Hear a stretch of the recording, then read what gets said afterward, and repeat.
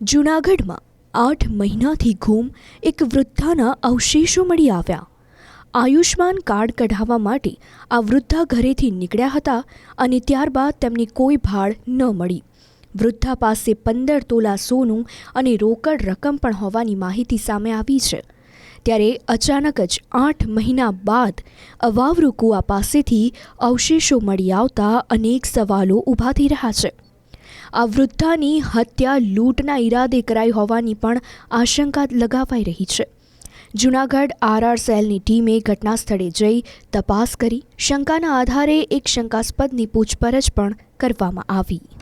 મારા ભાઈ હતા એ ગુમ થયા હતા, સુમરીબેન રામદેવભાઈ બારીયા। એ 8 મહિનાથી ગુમ થયા હતા। પછી અમે રજૂઆતો ને અરજી ના તેને કર્યું હતું। પછી કરતા કરતા અમને એક ઓલો વિડીયો મળ્યો હતો, એના આધારે આરઆરસીની ટીમે આ બધી શોધખોળ કરી। 8 મહિના બાદ એક અવારું કૂવામાંથી એની બધી વસ્તુ મળી।